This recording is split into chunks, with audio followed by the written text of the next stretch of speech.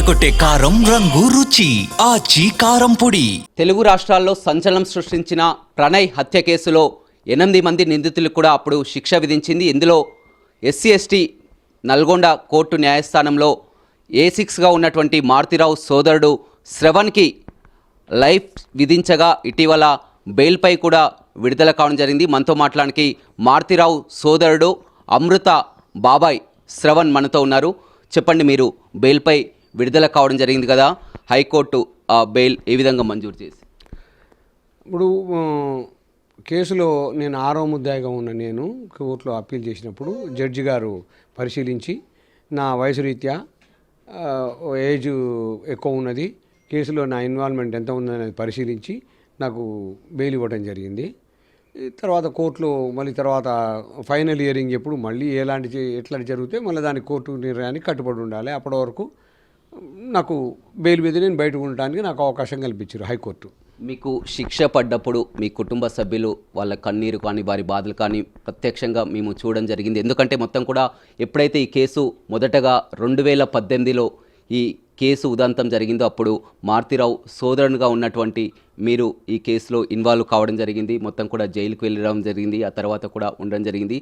అసలు మొదటి నుంచి మారుతిరావు మీరు అంతా ఎలా ఉండేవారు?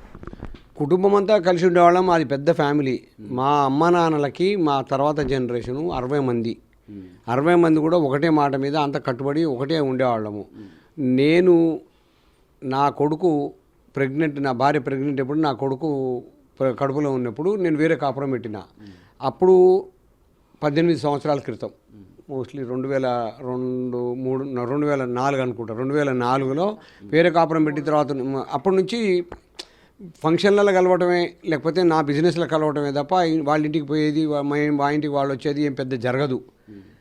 వాళ్ళ అమ్మాయి ఒకటి గారాబం, నా పిల్లలు 3, నేను నా పిల్లలకి తగ్గట్టు నేను ఉండాలి అన్నట్టు నేను ఉండేది తప్ప కలిసేది ఎప్పుడు గొడవలు లేవు, ఎప్పుడు ఆర్గ్యుమెంట్స్ లేవు. ఎక్కడికైనా వెళ్ళినా అందరం కలిసి ఉండేది. మా అమ్మ ఇక్కడ ఉంటే ఇక్కడికి వస్తారు, అక్కడ ఉంటే అక్కడికి పోతారు, అవన్నీ మంచిగానే ఉండేది. ఆ కుటుంబంలో అక్కడ ప్రేమ వ్యవహారాలు కూడా నా దృష్టికి తీసుకురాలేదు ఫస్ట్. తర్వాత 2016 అనుకుంటా, 2016లో జరిగిన విషయం తెలిసిన దగ్గర నుంచే ఆ విషయం నాకు తెలిసింది, నా దృష్టికి తీసుకొచ్చి అప్పటి వరకు కూడా నా దృష్టికి తీసుకురాలేదు ఏ రోజు కూడా. నేను అడిగడానికి కూడా జరిగింది, ఎందుకు అట్లా. కానీ అమృత పదే చూడడం జరిగింది. మొదటగా మాట్లాడినప్పుడు కూడా మొత్తం బాబాయే చేశారని, ఎందుకు బాబాయ్ మీద అంత అమృత కసి పెంచుకోవడానికి కారణం ఏంటి? ఇక వాళ్ళ అమ్మ ఆమె ఒకళ్ళే, వాళ్ళ లోకం వాళ్ళే, వాళ్ళ ఆలోచన వాళ్ళ ఉంటుంది. మరి వాళ్ళ అమ్మ చెప్పినట్టు వినాలి. నా బిడ్డ నా పిల్లలకి నా భార్య పెట్టిందే తింటారు, వాళ్ళ పిల్లలకి వాళ్ళ అమ్మ పెట్టిందే తింటారు. నేర్పడం అదే వింటారు, పెట్టింది అదే తింటారు, చెప్పింది అదే వింటారు. వాళ్ళకి అట్లా అలవాటు అవుతుంటుంది. అలవాటైన క్రమంలో వాళ్ళు మంచి చెప్పినరో వాళ్ళు ఆలోచించుకోవాలి, పిల్లలకి చెడు చెప్పినరో వాళ్ళు ఆలోచించుకోవాలి. అంతేగాని వాళ్ళ మీద ద్వేషం ఎందుకు వచ్చింది అని అనటానికి ఈ కేసు అయిపోయి నీకు నోటికి వచ్చినట్టు బయట మాట్లాడేంత వరకు కూడా మా మీద ఇంత ద్వేషం ఉన్నది, ఇంత కోపం ఉన్న సంగతి మేము ఎప్పుడు గమనించలేదు. ఎప్పుడైనా బాబాయ్ అంటారు, నేను బంగారు తల్లి అని పిలుస్తాను. నేను కనీసం అమృతాన్ని కూడా పిలవను. అమృతాన్ని ఇప్పుడు ఈ రోజు వరకు కూడా నేను పిలవలేదు ఎప్పుడు. అట్లాంటి పరిస్థితులలో మా మీద ఇంత ద్వేషం ఉంటుంది, మా పిల్లల మీద, నా భార్య మీద, నా కుటుంబం మీద అనేది నేను ఎప్పుడు గమనించలేదు, మేము ఎప్పుడు చేయలేదు. అసలు అట్లాంటి పొరపక్షాలేమీ మా కుటుంబంలో లేవు. కేవలం ఏదైనా సరే అందరం ఒక మాట మీద కట్టుబడి ఉంటాము. మారుతిరావు శ్రవణ్ అంటే అట్లా ఉండాలి అని చెప్పననేది, ఆదర్శంగా ఉండాలనేది మాకు మా ఫ్యామిలీలో కాదు, మేమంటే ఎవరో తెలిసిన వాళ్ళందరి దృష్టిలో కూడా అట్లా ఉండేవాళ్ళం మేము. ఆస్తి కోసమే ఇలా చేశారు, బాబాయ్ ఆస్తి కోసం ఇలా చేశారని పదే చెప్పడం జరిగింది. ఆస్తి పంచాయతీలు ఏమి లేవు. మారుతూ ఉన్నప్పుడే బెయిల్ అయిన తర్వాత బయటకు వచ్చిన తర్వాత అప్పుడే ఆస్తి పంచాయతీలు, ఆస్తి ఎవరి వాళ్ళు పంచుకున్నాము, అసలు ఎక్కడ కూడా గొడవ లేదు, అదంతా అవుతుంది మాట. ఘటన జరిగిన తర్వాత మీరు జైలుకి వెళ్ళడం జరిగింది. అప్పుడు మీ అన్నయ్య కూడా అంతా కలిసే ఉండడం జరిగింది. జైల్లో ఉన్నప్పుడు కూడా ఈ విషయం చర్చకు వచ్చినప్పుడు కూడా అన్నయ్య ఏం చెప్పేవారు మీతో? వద్దు, ఎందుకులే, నీ దృష్టికి వచ్చి అంతా చులకనైతాము, ఇట్లా లవ్ అఫేర్ ఉండే చులకనైతామని నాతో చెప్పకుండా సాధ్యమైనంతవరకు ఆయనని జాగ్రత్త పడి ఏం కాకుండా ఇబ్బంది కలగకుండా ఉండడం కోసం ఆయన ప్రయత్నం చేసిండు తప్ప నా దృష్టికి వచ్చి ఎందుకు నాది నుంచి నా పిల్లలకు పోతుంది, నా పిల్లల దగ్గర నుంచి ఇంకోళ్ళకి పోతుంది, చులకనవుతుంది నా కుటుంబం అన్నట్టు ఆ జాగ్రత్త కోసం నా దృష్టికి తీసుకురాలేదు తప్ప మా మధ్యన ఎప్పుడు గొడవలు లేవు, ఆస్తి గొడవలు లేవు, ఎవరు లేవు. మీరు మిర్యాలగూడలో మారుతరావు తెలుసా, శ్రవణ్ తెలుసా అని ఎవరైనా తెలిసిన అడిగితే వాళ్ళ అన్నదమ్ములు ఎలా ఉంటారు అని చెప్పనని మీరు అడిగితే తెలుస్తుంది మేమంత మంచుకుంటాము. జైల్లో ఉన్నప్పుడు కూడా మారుతిరావు లేఖలు కూడా రాసినటువంటి పరిస్థితి కనిపిస్తుంది. గతంలో జైల్లో ఉన్నప్పుడు కూడా అతను సూసైడ్ అటెంప్ట్ కూడా ప్రయత్నించినట్టు కూడా తెలుస్తుంది. అప్పుడు ఏం జరిగింది? సూసైడ్ అటెంప్ట్ అనేది తెలియదు కానీ కొన్ని కాగితాలు అయితే ఉన్నాయి. అటెంప్ట్ అనేది అక్కడెక్కడ జరగలేదు, కాకపోతే ట్యాబ్లెట్లు వేసుకున్నప్పుడు బీపీ ఏదో తగ్గింది అని చెప్పని తీసుకెళ్ళినప్పుడు తర్వాత నాకు ఇక్కడికి వచ్చిన తర్వాత భార్యకి కాగితాలు ఇచ్చి పంపించిన కాగితాలు మాత్రం నా దగ్గర ఉన్నాయి, జిరాక్స్లు ఉన్నాయి. శ్రవణ్కి సంబంధం లేదు, శ్రవణ్ ఇన్వాల్వ్మెంట్ లేదు, శ్రవణ్ కుటుంబం రోడ్డున పడ్డది, అది తప్పు అని చెప్పనని అమృతకు అప్పీల్ చేసినట్టు. అంటే అప్పీల్ చేయడం అంటే అమృతకు ఆ లెటర్ చేరితే అమృతాన్ని అర్థం చేసుకుంటుంది ఏమన్నా ఉద్దేశం. కేసులో శ్రవణ్కు సంబంధం లేదని మీ అన్నయ్య చాలా క్లియర్గా చెప్పి ఆ కాగితాలు ఉన్నాయి, అవి ఆయన స్వహస్తాలతో రాసిన పేపర్సే, నేను రాసింది కాదు, నేను క్రియేట్ చేసింది కాదు.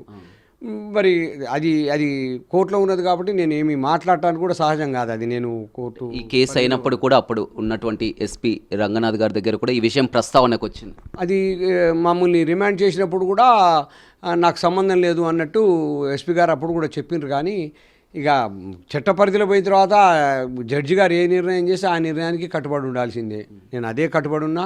మళ్ళీ కూడా ఇప్పుడు నేను మళ్ళీ నాకు జీవిత ఖైదుని శిక్షించినప్పుడు నేను వెళ్ళినా, నేను అదే రిమాండ్లో ఉన్నా. మళ్ళీ తర్వాత నా ప్రయత్నం నేను చేసుకుని హైకోర్టులో నేను బెయిల్ మీద నేను బయటకు రావడం జరిగింది. కోర్టులో ఉన్న వివాదాన్ని నన్ను ఎక్కువ నేను మాట్లాడటానికి నాకు అది అప్పుడు ఏవన్గా ఉన్నటువంటి మీ సోదరుడు మారుతిరావు ఉన్నప్పుడు కూడా మొత్తం కూడా అందరి దృష్టి ఆయన ఏవన్గా ఉంది కాబట్టి ఏదైనా కేసులైనా వాదులైనా కానీ బయటికి వస్తామనే అవసరం ఉండేది. ఆ తర్వాత ఆయన జైలు నుంచి బయటకు వచ్చిన తర్వాత అతను ఆత్మహత్యకు పాల్పడడం, ఆ తర్వాత మారుతిరావు చనిపోయిన తర్వాత కూడా శ్రవణ్ ఆ కుటుంబాన్ని కానీ బయట ఉన్నవారు కానీ ఎవరు కూడా పట్టించుకోలేనటువంటి పరిస్థితి ఎదురైంది. ఇప్పుడు తీరా చూసినా కానీ ప్రతి ఒక్కరికి అర్థమవుతుంది. ఎందుకంటే శ్రవణ్కు 2 అమ్మాయిలు 1 అబ్బాయి, వాళ్ళు ఇంకా కూడా పెళ్ళిళ్ళు కావాల్సినటువంటి వారు, వారి జీవితం అంతా కూడా మొత్తం కూడా నరకయాతన అనుభవిస్తున్నటువంటి పరిస్థితి.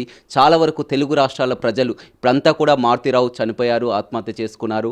అదేవిధంగా ఆమె కూతురు అమృత, ఆమె ఒక జీవితంతో ఆమె తల్లి వద్ద హ్యాపీగా బతుకుతున్నది. కానీ శ్రవణ్ కుటుంబం మాత్రం బలైపోయిందని కూడా ప్రతి ఒక్కరు చర్చించుకుంటున్నటువంటి పరిస్థితి. దేవుడు ఉన్నాడు, ఆ భగవంతుడి మీద భారము.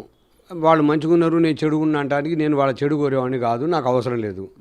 వాళ్ళు ఉన్నారన్నప్పుడు మేము ఇట్లా ఉన్నాం కదా, మరి వాళ్ళు మంచిగా ఉండాలనుకున్నాం. కానీ నేను చెడిపోయినా కదా, వాళ్ళు చెడిపోవాలనే దృష్టి ఉంటే నేనేం చేయాలి? ఇప్పుడు కోర్టులో మారుతిరావు భార్యని నేను రావద్దు అని చెప్పని చాలా ప్రయత్నం చేసింది. నేను రావద్దు అని చెప్పని చాలా ప్రయత్నం చేసి కోర్టు నీకు బెయిల్ రావద్దు, నాకు బెయిల్ రావద్దు అని చెప్పని ఆమె చాలా ప్రయత్నం చేసింది. మా అక్కయ్య వాళ్ళు, మా బంధువులు, బయట వాళ్ళని నేను ఎప్పుడు ఇన్వాల్వ్ చేయను. నా కుటుంబ సభ్యులే, మా అమ్మ నాన్న వాళ్ళ జనరేషన్, మా అమ్మ నాన్నకు సంబంధించి మా అమ్మ నాన్నల తర్వాత సంతానమే 60 మంది ఉన్నాం మేము. మా వాళ్ళు మాకు చాలు.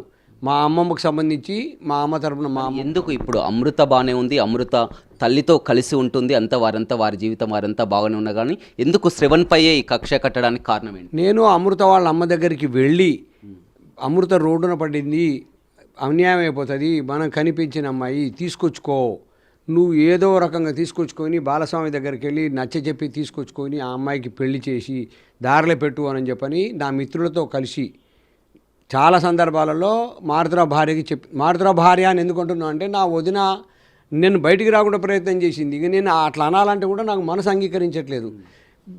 నా మీద నాకు ఆమెకి ఏమైనా గొడవ అయితే వ్యాపార పరంగా డబ్బుల పరంగా ఏమైనా ఉంటే అది చూసుకోవాలి, కానీ జైల్లో నుంచి బయటికి రావద్దు అని చెప్పని అంత దుర్మార్గంగా ఆమె మారుతిరావు భార్య ప్రయత్నం చేసింది. మా కుటుంబ సభ్యులకు తెలుసు. వాళ్ళని అడిగినా వాళ్ళు చెప్తారు, అవును జైల్లో నా బిడ్డ చేసింది, నాకే సంబంధం అని చెప్పని తప్పించుకున్నప్పుడు మనం ఏం చేస్తాం? చూడండి సార్, నిద్రపోయేట వాళ్ళని లేపలేస్తాం, నటించే వాళ్ళని లేపలేము. వాడు నటిస్తూనే ఉంటాడు, నాకు తెలియదు, నాకు సంబంధం లేదు అన్నప్పుడు మనం ఏం చేయలేము, మనం నమ్మలేం. మరి దానికి దేవుడే ఉన్నాడు, నాకు అవకాశం ఉంది, నాకు అనుకూలంగా ఉంది, జడ్జి గారు మీరు నాకు బెయిల్ ఇచ్చిండ్రు. భగవంతుడు నిర్ణయిస్తాడు ఎవరిది ఏంది, ఎవరిది తప్పు, ఎవరు ఒప్పారేది భగవంతుడు నిర్ణయిస్తాడు. కాలం జైల్లో ఎలా నిద్ర పట్టేది? ఎందుకంటే 2 పిల్లలు కానీ 2 కూతుర్లు, కుటుంబం మొత్తం కూడా పూర్తిగా మీకు తెలుసు. మొత్తం కూడా చెల్లపల్లి జైల్లో ఉన్నప్పుడు ఎలా అనిపించేది మీకు? గతంలో కూడా కేసు విషయం మాట్లాడకుండా నా క్యారెక్టర్ని చెడు చేయటము, నా భార్య మీద ఆరోపణ చేయటము, నా పిల్లలని బాడీ షేమింగ్ చేయటము, వాళ్ళని ఎట్లా పడితే అట్లా మాట్లాడటము, పర్సనల్గా మొత్తము మేము అప్పుడు చూడటానికి జరగలేదు. తర్వాత మేము బెయిల్ మీద బయటకు వచ్చిన తర్వాత 2019లో బయటకు వచ్చిన తర్వాత చూస్తే అసలు కేసుకు సంబంధం లేదు, అనవసరంగా మమ్మల్ని పర్సనల్గా ఉన్న విషయాలు, కేసుకు సంబంధం లేని విషయాలు చెప్పి చాలా మమ్మల్ని డ్యామేజ్ చేసింది. దానివల్ల మా కుటుంబం చాలా నష్టపోయింది. అది తట్టుకోలేని పరిస్థితి. ఆడపిల్లలు ఎవరన్నా ఉంటే మీరు చెప్పండి, ఆడపిల్లలు ఎవరన్నా ఉంటే అట్లా మొత్తము బ్యాడ్గా చెప్తే, వాళ్ళ క్యారెక్టర్ మంచోళ్ళు కాదు అని చెప్తే ఎవరైనా ఎంత నష్టపోతారు. నష్టమైనప్పుడు చెప్పు, తప్పు చేసినప్పుడు చెప్పు. తప్పు చేసినప్పుడు చెప్తేనే నాకు ఇంతవరకు వచ్చింది. బిగ్ టీవీ ద్వారా తెలుగు రాష్ట్ర ప్రజలకు ఏం చెప్తారు? ఎందుకంటే అంతా కూడా అమృత వర్షన్ వినడం జరిగింది. అప్పుడంతా కూడా జరిగినటువంటి తీరు ప్రతిదీ ఆమెది గమనించారు, చూశారు. కానీ శ్రవణ్ ఏం చెప్పదలుచుకున్నారు అమృత గురించి? ఆమె మంచిగా ఉండాలని కోరుకుంటాం. మేము కనిపించి మా అన్నయ్య మా వదిన కనిపించిన పిల్లలు వాళ్ళు మంచిగా ఉండాలని కోరుకుంటాం, కానీ వాళ్ళు చెడు కోరుకునే అంత. నేను మారుతురా ఒక బిడ్డకి తండ్రి అయితే నేను 3 బిడ్డలకు తండ్రిని. నా 3 పిల్లలు ఎట్లుంటారో వాళ్ళు కూడా అట్లా ఉండాలని కోరుకునేవాడిని తప్ప నేను ఒక ఫాదర్గా, ఒక తండ్రిగా నేను చెడు కోరేవాడిని కాదు, నాకు అవసరం కూడా లేదు. ఇప్పటికీ అమృతని నువ్వు బంగారు తల్లి అని పిలుస్తున్నావు, కానీ ఆ బంగారు తల్లే బాబాయిని ఉరి తీయాలని కూడా చెప్తున్నటువంటి పరిస్థితి. ఇంకా పరిస్థితి ఆమె అట్లా నాకు మీ మీద ఉన్నది, మీకు నా మీద ఉండాలని లేదు కదా. అది భగవంతుడే నిర్ణయిస్తాడు. ఉరి తీసేది ఉంటే తీస్తారు, వదిలిపెట్టేది ఉంటే వదిలిపెడతారు. అది చట్టం, కోర్టు పరిధిలో ఉన్నది. కానీ అది వాళ్ళు ఆలోచించుకోవాలి. నాకు ఎప్పుడు కూడా ఎవరి మీద శత్రుత్వం ఉండదు. నా పిల్లలనే అనుకుంటా. మా కుటుంబంలో అందరూ కూడా ఒకరికొకరు అనుకూలంగా ఉంటారు, అనుబంధంగా ఉంటారు. మంచి చెడులు, తప్పొప్పులు అంటే ఏదైనా ఇబ్బందులు ఉంటే అందరూ సహకారం చేసుకుంటూ చేస్తారు. ఫస్ట్ నుంచి కూడా, ఇప్పుడు కాదు, ఫస్ట్ నుంచి కూడా మా అమ్మ నాన్న ఉన్నప్పటి నుంచి కూడా ఈ రోజు వరకు కూడా అదే పరిస్థితి ఉంటుంది. వాళ్ళు ఒక్కళ్ళే. మా అమ్మ నాన్నల తర్వాత సంతానం 60 మంది ఉంటే వాళ్ళు 3 ఒకటి, మిగిలిన 57 మంది ఒకటి. అట్లుంటారా ఎక్కడన్నా మీరు చెప్పండి? కానీ పిల్లలను కనండి. చట్టాలు చెప్పినట్టు లేకపోతే అది ఇది చెప్పినట్టు మీరు లవ్ చేస్తున్నారు కదా వదిలేయటము, వాళ్ళు చట్టం అట్లా చెప్తున్నారు కాబట్టి పెళ్లి చేసుకోండి అని అంటే. కానీ అప్పుడు అమృత పదే చెప్పింది, నాకంతా కాదు ప్రణయ కుటుంబం, నాకు ప్రణయ్ అనేసి కూడా చాలా వరకు చెప్పినటువంటి పరిస్థితి. నమ్మి వదిలేమను, వెళ్ళమనండి, నాకేం అభ్యంతరం. మారుతరావు చేసిన ఒక బాధ, నాకే కేసుతోటి ఎలాంటి సంబంధం లేదు. చట్టపరిధిలో ఉన్నది నేను మాట్లాడకూడదు కాబట్టి నేను అది లేదు. కానీ కేసు కంటే ముందు నుంచి 4 నెలల నుంచే నాకు మారుతరావుకి ఎలాంటి మాటలు లేవు. వాళ్ళకి ఆయనకి నాకు మాటలు లేవు. ఈ విషయంలో ఆయన ఊరికే ఎట్లా రావాలి, ఆమె రాదు, ఇదే గోల చేస్తుంటే 6-7 సంవత్సరాల నుంచి చేస్తున్న ఈ లవ్ అఫేర్ని బహిరంగంగా చెప్పకుండా తెగించి ఒక పెళ్లి చేసుకున్న తర్వాత నువ్వు తీసుకురావలేవు, అది కాని పని. ఎస్పీ గారు కూడా పిలిచిండ్రు, వద్దు కొన్ని రోజులు ఆగండి, అవసరమైతే పిలిచి మాట్లాడదాం, వద్దు అని చెప్పని ఎస్పీ గారు చెప్పిండ్రు, డిఎస్పీ గారు చెప్పిండ్రు, మా ఫ్యామిలీ మెంబర్స్ అని చెప్పిండ్రు. ఆయన ఇంకా నువ్వు చెప్పినా వినే పరిస్థితి లేదు అని చెప్పని మా కుటుంబం వరకు అసలు వాళ్ళని పట్టించుకోలేదు. మారుతరావు ఇంటిని వాళ్ళు వద్దు, ఇంకా ఆయన ఒకటే సోది పెడుతుంటాడు, అది రాదు, 7 ఏళ్ల నుంచి కాపాడుకోలేదు, ఇప్పుడు ఏమొస్తుంది? మారుతీరావు అంతా తట్టుకోగలిగారు, కేసులు ఉంచారు, కేసుల నుంచి బయటకు వచ్చి బెయిల్పై వచ్చారు. వచ్చిన తర్వాత కూడా చివరి నిమిషంలో అతను ఆత్మహత్య చేసుకోవడానికి కారణం ఏమంటారు? నీ కన్న కూతురే మళ్ళీ కేసు పెట్టి లోపల పెడితే అది తట్టుకోలేకపోయిండు. సరే నువ్వు ఎందుకు చనిపోయినావు అని మేము అడగడానికి అవకాశం లేదు, చనిపోయిన తర్వాత కదా చనిపోయిందని తెలిసేది. మేము అనుకుంటున్నాము. అంటే అంతకుముందు నీతో షేర్ చేసుకునేది కదా, ఏం లేదు. తర్వాత కూడా నాకు మా బ్రదర్కి ఏం పెద్ద అండర్స్టాండింగ్ లేదు. ఎందుకంటే నా కుటుంబం మొత్తం రోడ్డున పడ్డది, నా పిల్లలంతా ఆగమైనరు, రోడ్డున పడ్డరు అనేది నాకు మంచి అభిప్రాయం కలగలేదు. అవసరమైతే మాట్లాడటం మారుతరావుతోటి, లేకపోతే లేదు. అంటే ఆస్తులన్నీ కూడా మారుతీరావు మీరంతా కలిపే కమాండ్గా ఉండేవి కదా? మేమే కలిపి సంపాదించుకున్నాము. మా పేరెంట్స్ ఎవరు మాకు డబ్బులు ఇవ్వలేదు, మేమే కష్టపడి సంపాదించుకున్నాము, మేమే పంచుకున్నాము. ఆస్తి పంపకాలలో ఎలాంటి వివాదము లేదు. తర్వాతనే చనిపోయే ముందు వీలునామా రాసిండు, ఆమె నాకున్న ఆస్తి, నా పేరు మీద ఉన్న ఆస్తి నా భార్యకి చెందాలి అని. అంటే బిడ్డ మీద ఎంత మమకారం ఉన్నది అనేది మీరు అర్థం చేసుకోండి. నా భార్యకే చెందాలి, నా బిడ్డకి చెందాలని రాయలే, నా భార్యకే చెందాలని రాసిండు. అది ఎవరికి వాళ్ళు అర్థం చేసుకోవాలి. నేను చెప్పేది ఏముంటుంది? అంటే ఆస్తి విషయంలో మాత్రం మీ ఇద్దరు కలిపి ఉన్నది మాత్రం సపరేట్ ఎవరికి వాళ్ళకి ఆస్తుల వివాదం ఏమీ లేదు. ఆ ఆస్తుల పంపకాలలో ఎక్కడ వివాదం లేదు. ఉన్నప్పుడే పంపకాలు అయిపోయినాయి. నవంబర్ 2019లోనే ఆస్తి పంపకాలు అయిపోయినాయి. ఆ ఇష్యూ ఏం పెద్ద మా ఇద్దరి మధ్య ఏం లేదు. వాళ్ళు ఏదో అనుకున్నారేమో ఇంతవరకు నేను ఎవరైనా నాతోటి ప్రాబ్లం ఉంటే ఎవరైనా పెద్ద మనుషులు నేను తీసుకొచ్చుకో, వాళ్ళు చెప్తే నేను వింటా. నువ్వు ఇప్పుడు ఏంటి శ్రవణ్ పరిస్థితి ఏంటి ఇప్పుడు? ఏంటంటే మారుతీరావు ఆయన ఆత్మహత్య చేసుకుంటూ చనిపోయారు. అదేవిధంగా ఆమె కూతురు మొత్తం అమృత తల్లి వద్ద ఉంటుంది, ఆమె జీవితం కానీ శ్రవణ్ పరిస్థితి ఏంటి? ఇద్దరు కూతుర్లు కానీ వారి కానీ మీ ఫ్యామిలీ పరిస్థితి ఏంటి? నాకేం ప్రాబ్లం లేదు. నా పిల్లలు మంచి చదువుకుంటారు, నా పిల్లలు నాకు అనుగుణంగా ఉంటారు, నా కుటుంబం అంతా నాకు సపోర్ట్ ఉన్నది. నేను మంచి ఉంటేనే ఉంటారు. నేను చెడు ఇది నేను తప్పుడు అయితే నా కుటుంబం ఇప్పుడు కూడా నాకు సహకారం చేయదు కదా. ఇంత పెద్ద కుటుంబము 350 మంది. మా అమ్మమ్మకి సంతానం 60 మంది అయితే మా అమ్మమ్మకి సంతానం 360 మంది. 360 మంది కూడా మా కుటుంబానికి అనుకూలంగా ఉన్నారు. నేను మంచోడిని కాకుండా ఉండరు కదా. మరి వాళ్ళతో ఎంతమంది ఉన్నారు చూడమనండి. మారుతున్న కుటుంబంతో వాళ్ళు ఉండేదాన్ని బట్టే ఉంటారు. మీరు నన్ను చూసి నవ్వుతే నేను మిమ్మల్ని చూసి నవ్వుతాను. అదేవిధంగా శ్రవణ్